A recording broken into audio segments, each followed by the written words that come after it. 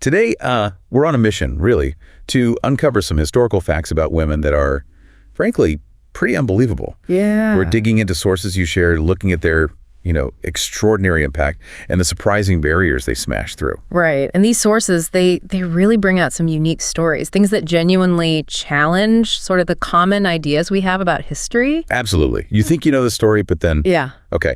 So let's dive in. We've picked out 6 specific stories that are pretty surprising. Okay. First up, Nellie Bly. Right? So she's a journalist, right? Right. And back in 1889, she does something absolutely audacious. Mm-hmm. She travels around the world in just 72 days.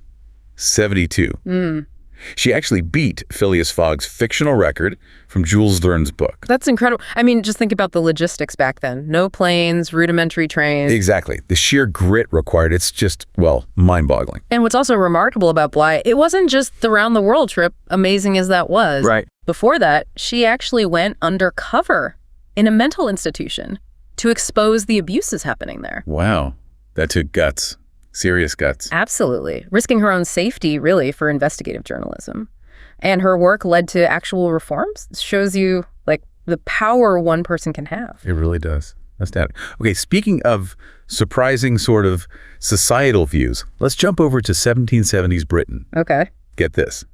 The British Parliament seriously considered a bill, a law, proposing that women who wore makeup, they should be punished for witchcraft. Seriously, witchcraft for makeup. Yeah. Apparently, cosmetics were seen as, manipulative, maybe even connected to the devil's work.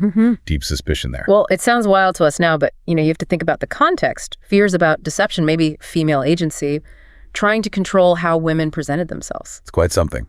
Makes you really wonder what the underlying fear was, doesn't it? Definitely. Okay, so from trying to control appearances, let's pivot to someone who totally changed how women could appear in the world of science. Dorothea Erxleben. Ah, yes, 1754. Exactly. She became the first woman in the world to officially earn a medical degree. From the University of Halle in Germany. Think about that. The rigid barriers back then, especially in higher education and medicine. Just imagine the force of will. Not just studying, but demanding the right to be examined to prove herself. She basically had to argue that intelligence isn't male or female. She was chipping away at centuries of exclusion. A huge precedent. It really was. Yeah. Game-changing. And, thinking about pioneers, we absolutely have to talk about Murasaki Shikibu. Oh, definitely. Early 11th century Japan.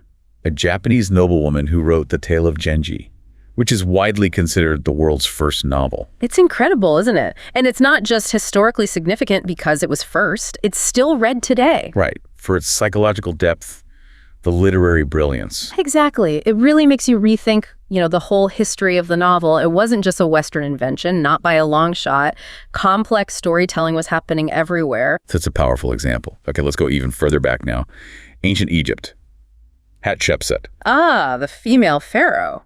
Ruled around, 1479 to 1458 BCE? That's the one. One of Egypt's most successful pharaohs, period. And to solidify her rule, get this, she often wore the false beard, male regalia. Yeah, the symbols of kingship. It was a really strategic move, wasn't it? Using the established symbols of power to legitimize her own authority as a woman. It's like ancient political branding. She understood power. She absolutely did. She didn't just rule, she embodied the idea of the pharaoh in a society where that image was crucial. Okay, and for our last story today, Catalina de Arauso.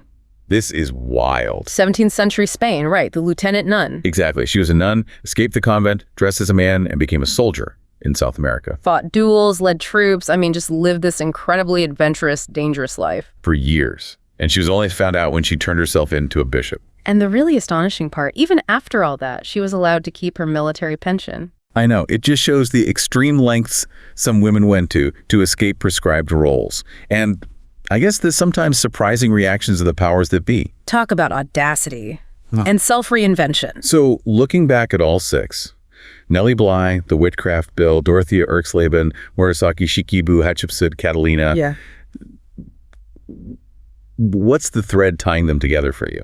Well, it's definitely resilience, ingenuity, but I think it's also their ability to navigate or sometimes maybe even exploit the systems that were meant to hold them back. Yeah. They show us that history isn't just, big events. It's also made by individuals pushing boundaries in really unexpected ways, often against massive resistance. It really does highlight how history unfolds in ways you just don't expect. It's not always neat and tidy. These women were challenging things we maybe take for granted now. Absolutely. And, thinking about all this, it raises a really important question, I think. What's that? What other incredible stories like these are still out there, buried in the records, just waiting to be rediscovered?